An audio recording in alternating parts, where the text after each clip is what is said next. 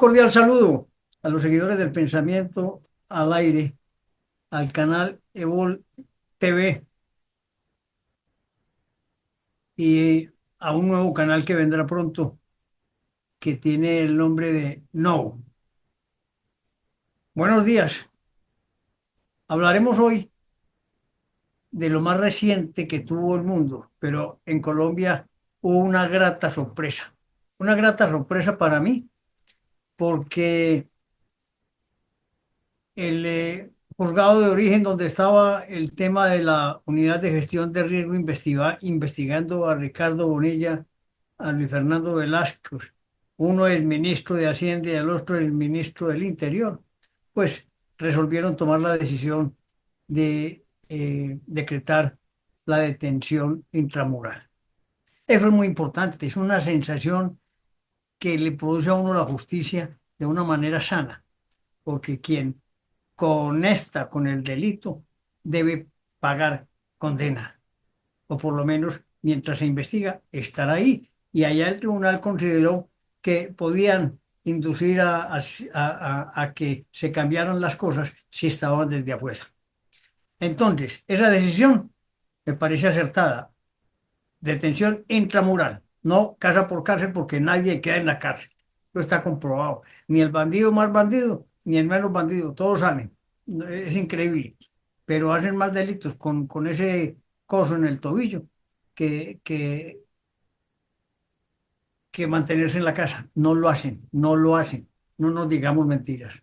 Detención domiciliaria es un absurdo para nadie, ni para el gran bandido, ni para el gran político que abusa del poder para mover y aprobar cosas, o para el otro indefenso.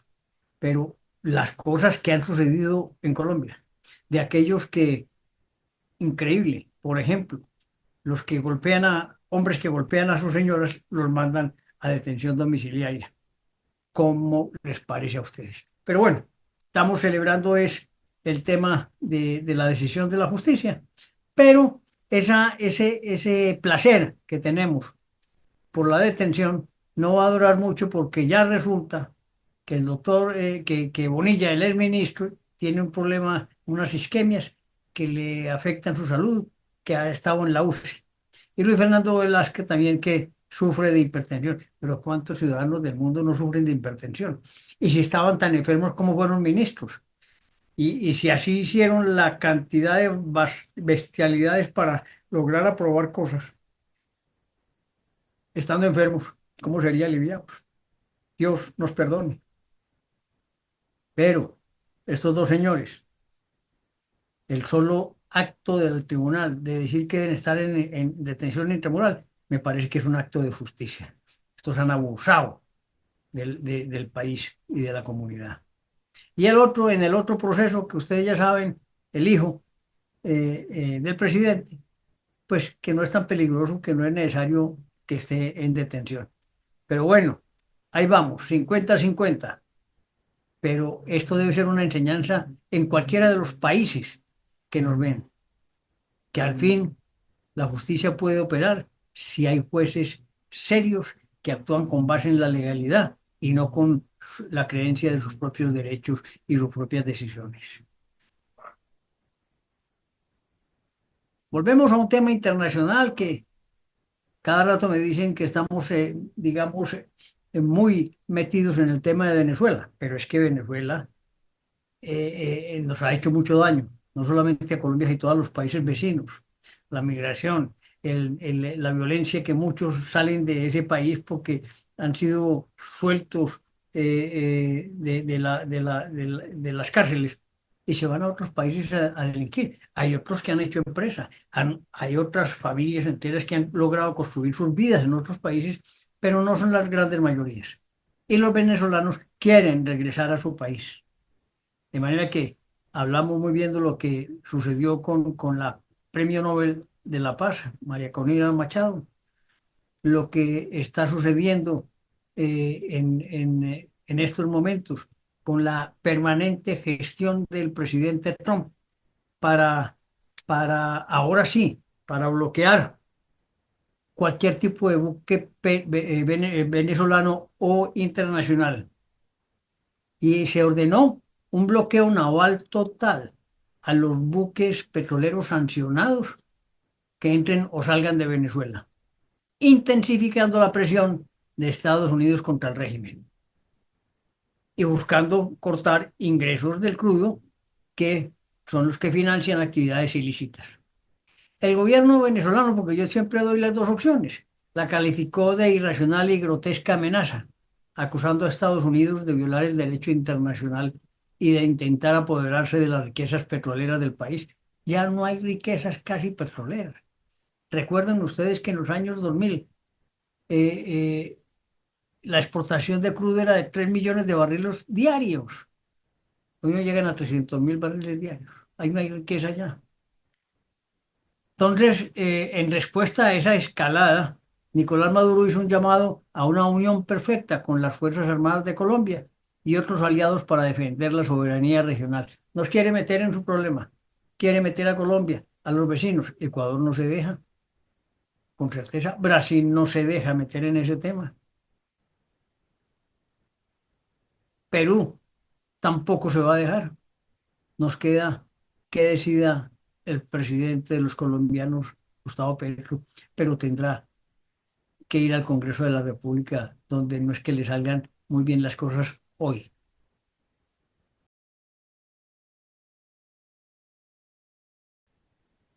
El triunfo en las elecciones de Chile de José Antonio Caz fue extraordinario, estrepitoso, 60-40, y confirma pues el viraje político hacia la derecha, impulsado por el descontento ciudadano frente a la inseguridad, la migración irregular y las dificultades económicas. Digamos que es muy similar a lo que ocurre en Colombia.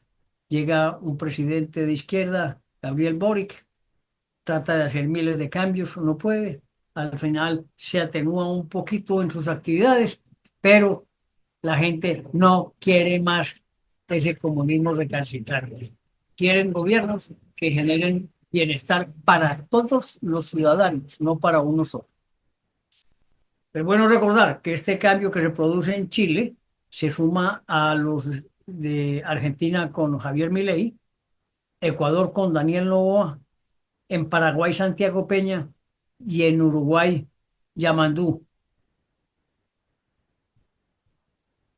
En conjunto, estos resultados reflejan una tendencia regional de alejamiento de la izquierda y una búsqueda de modelos políticos orientados a la estabilidad, el control del crimen y la disciplina económica. Eso es lo que se está logrando en América para dar ese salto completo al desarrollo, a un desarrollo armónico, sin exclusiones, para todos los ciudadanos que están en esos países y que entiendan que para vivir bien hay que cumplir normas y hay que hacer la tarea digna por el respeto a la legalidad. En Colombia rebaja la calificación crediticia. La agencia Moody's Rating rebajó la calificación crediticia de Colombia, ajustando su nota de Baa2 a Ba3, es decir, el nivel más bajo dentro del rango de grado de inversión asignado por la firma. Esto es terrible. Esto es aunado a la gran situación de tristeza que tenemos. La decisión se basó en el deterioro de los indicadores fiscales y en la expectativa de que los déficits persistirán en el mediano plazo. Este cambio mantiene a Colombia en el grado de inversión, pero justo en el umbral inferior de esa categoría, lo que refleja un mayor riesgo percibido por los inversionistas. Ustedes recordarán que en épocas pasadas llegamos a obtener la calificación AAA para la inversión, venían grande inversión extranjera y hoy, ustedes bien lo saben, la inversión extranjera se ha ido volando, sale de Colombia todos los días, les da pánico ver lo que está sucediendo. Por fin, se supo que Jorge Iván Ospina, exalcalde de Cali, no pudo ser embajador en Palestina. El gobierno colombiano derogó el nombramiento como primer embajador de Colombia ante Palestina, luego de que no pudiera asumir formalmente el cargo dentro del plazo legal, debido a que el gobierno de Israel le negó la autorización para ingresar a Cisjordania y presentar sus cartas credenciales en Ramallah, lo que hizo inviable el ejercicio de su misión diplomática. Entiendo que ha recibido unas sumas altas de dinero para realizar el viaje. Yo no sé qué ocurrirá con esas sumas, si tendrá que devolverlas o no. Ese es otro tema. Pero Ospina no va a ser embajador allá. El presidente Petro seguramente lo nombrará en otro lado. Sigue lamentablemente incrementándose año a año el número de quemados y ellos están saturando las urgencias clínicas en Colombia. Ese número de personas se está aumentando gravemente por la manipulación de la pólvora en esta temporada de decembrina del año 2025. Se han registrado más de 450 quemados por pólvora, incluidos allí 155 menores de edad. En Antioquia, los servicios de urgencia están saturados y casos en Medellín aumentaron un 50% respecto a 2024. Muchos videos también captaron esa malsana práctica de adolescentes que sin el mayor respeto por la vida decidieron jugar a la guerra de bengalas en plena calle, en un municipio antioqueño y en otros municipios también de Colombia. Eso se pega, esos vicios de jugar con fuego se pegan y generan consecuencias negativas para las familias y los quemados. Se hundió la reforma a la salud, requiem por ella. Se hundió en el Congreso, en la comisión respectiva, con una votación de 8 en contra y 5 a favor. El gobierno no fue capaz de sustentar la viabilidad financiera. El presidente Gustavo Petro lamenta la decisión y anunció que se evaluarán nuevas vías legislativas o ajustes al proyecto para insistir en los cambios. No me explico por qué insiste en una reforma que no ha hecho sino generar problemas. Muertes ha generado, mala atención. Inclusive los profesores que apoyaban tanto al presidente Petro hoy están fregados porque no les funciona ese piloto que realizaron con FECODE. No es viable esa reforma, genera mucho problema y hubiéramos mejorado lo que teníamos, que tenía una buena calidad y una atención casi que para el 94-95% de los colombianos, teniendo que mejorarse algunos aspectos fundamentales, pero era dentro de esa norma. Entonces, realmente deberíamos haber hecho reformas a lo que faltaba por solucionar y no inventar. Y llevamos 3 años y medio inventando. Se cayó la reforma. Vamos a ver qué ardides van a utilizar. Por otro lado, hay varios temitas en Colombia que no puedo dejar de mencionar, y es la pelea, esa gran controversia que se desató dentro del gobierno por el manejo del Fondo de Adaptación. Allí, ya tal vez lo dijimos, en un cruce público entre Armando Benedetti y Jorge Carrillo, que fue inicialmente, se sumaron Luis Carlos Reyes, que fue ministro de Hacienda, y Angie Rodríguez, que es la actual directora. El enfrentamiento realmente gira en torno a presuntas interferencias políticas, control de decisiones administrativas y responsabilidades sobre contratos y orientación del fondo. Óigame bien, evidenciando, eso sí, tensiones internas y disputas de poder que el Ejecutivo deberá resolver para evitar un mayor desgaste institucional. Esa confrontación interna en el gobierno se extendió. Y miren ustedes cómo ya salpicó al exdirector de la DIAN, tras señalamientos cruzados por presiones e interferencias en decisiones que se tomaron cuando él fue ministro. Benedetti cuestionó el papel de Reyes y lo acusó de favorecer al contrabando. Miren, pues, después de ser ministro, lo pasaron a ser ministro de Comercio. Más que hoy no puede ser malo él. Y el señor Benedetti no para de estar en el foco de todas las peleas en Colombia. Y opina sobre el bien y el mal como si fuera un santo. No, de todo le pasa, todo lo hace y no pasa nada con él. Un nuevo escándalo de corrupción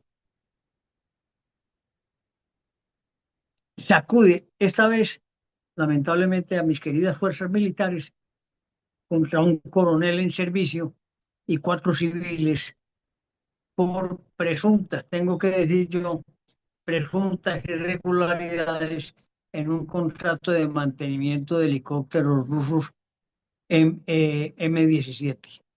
Según las autoridades, el proceso contractual habría sido direccionado con posibles sobrecostos y beneficios indebidos para particulares. Qué tristeza. Hombre, poner en riesgo la vida de miles de soldados con ese contrato de mantenimiento. ¿Por qué arriesgamos la vida de la gente nuestra por unos miserables pesos que les debe pesar es la conciencia, porque están haciendo un daño terrible a Colombia?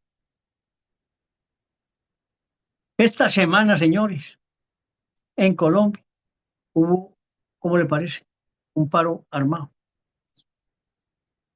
Y durante ese paro armado en varios lugares de Colombia hubo ataques, muertos, cilindros, eh, territorios que no podían transitar por orden de las disidencias de las FARC lideradas por Iván Mordisco. Y ese acto que hicieron en el municipio de Buenos Aires, departamento del Cauca, que ustedes vieron las imágenes de televisión, destruyeron ese pueblo, la gente huyendo, se demoró el ejército. Yo creo que es que no tenían cómo llegar rápido porque acuérdense que los aviones, helicópteros y lo demás tienen dificultades. Pero esa fue una prueba también sensible para demostrar que no puede ser que en un pueblo a 10 minutos de la capital no puedan llegar sino 10 horas después. Se destruyó la estación de policía, la alcaldía, el banco agrario, edificaciones del casco urbano, obligando a la población civil a refugiarse y confinándose por la violencia. En el monte los vimos caminando sin zapatos, sin nada, y monte arriba para que los mataran allá seguramente, pero todos junticos. Qué tragedia, por Dios. Si no hay una disciplina y un orden en este país, no tendremos futuro. Y para rematar, el prófugo buscado por la Interpol, Carlos Ramón González, del M-19, amigo personal del presidente, quien estuvo también, y se fue por eso, porque se robó toda la platica de la UNED, una rumba privada en Nicaragua, desatando un nuevo escándalo diplomático tras conocerse la participación de ese prófugo de la justicia, Carlos Ramón González. Y están en presencia de funcionarios vinculados a la sede diplomática, lo que generó una fuerte reacción en Colombia.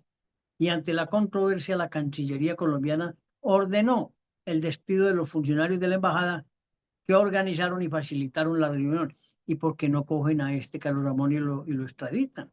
¿Por qué no lo traen para que venga en vez de estar bailando por ahí a rendir cuentas de lo que ocurrió aquí en Colombia? Eso debe ser claramente analizado y que tenga consecuencias. Pero señores, en Colombia no está pasando nada. La justicia ha visto prosperar miles de delitos de los que funcionan en el gobierno. Han visto cosas terribles y no se está actuando con la excepción que dijimos ahora inicialmente de Bonilla y Luis Fernando Velasco. Porque Olmedo y los otros eran, digamos, en un menor grado de importancia. Pero tipos como Carlos Ramón, que hablaban de construir un país, de la guerra para mejorar las condiciones del pueblo, han sido los más ladrones de todos. Un cordial saludo para ustedes.